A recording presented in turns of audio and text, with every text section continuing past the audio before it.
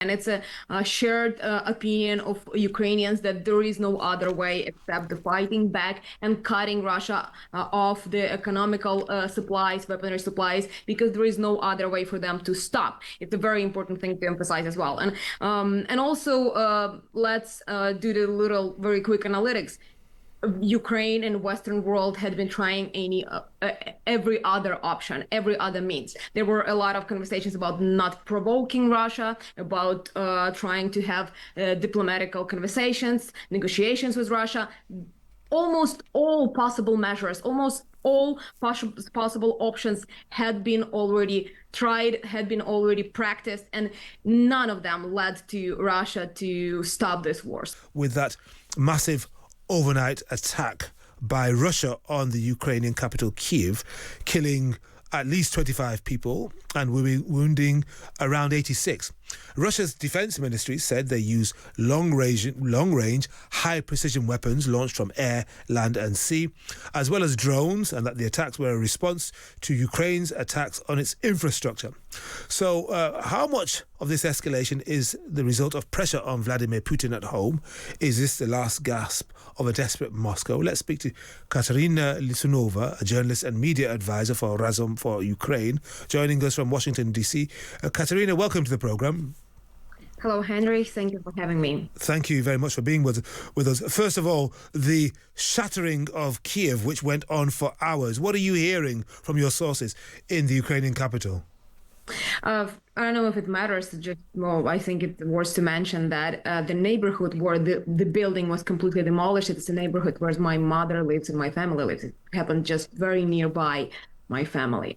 But actually, it's not the first time it's happening. Before that, another building was, I think, a month ago, if you remember, very similarly, basically cut off by Russian missile.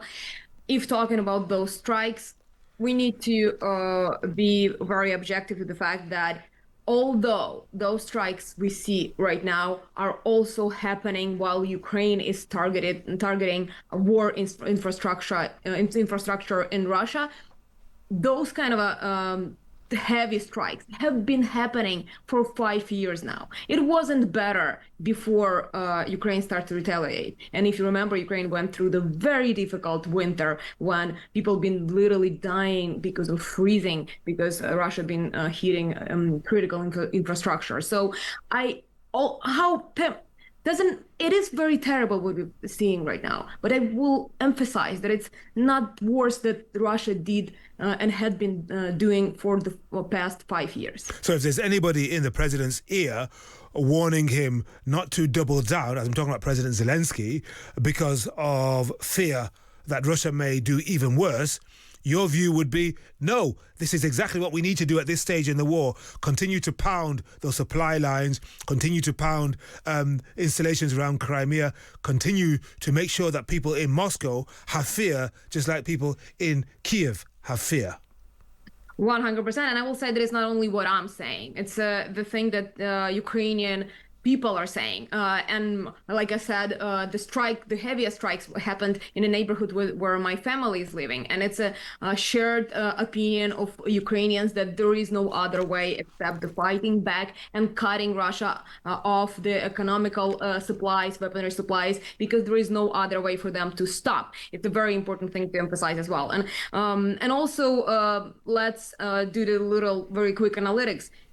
Ukraine and Western world had been trying every other option, every other means. There were a lot of conversations about not provoking Russia, about trying to have diplomatical conversations, negotiations with Russia. Almost all possible measures, almost all possible options had been already tried, had been already practiced, and none of them led to Russia to stop this war. So there is only one way, which historically was working always, is to pressure Russia to stop this war. Right. And Kateryna, I see that the EU foreign policy chief, Kaja Kallas, has said today that she's going to propose more sanctions against Russia following last night's attacks. And here's a quote from her. Words of condemnation alone will not stop attacks on Kiev. Only sustained military support for Ukraine and increased pressure on Moscow can do that. What more pressure, what more military support do you think Ukraine needs at this time, and where are they going to get it from? There are a few very objectively logical things that have been repeated for years now.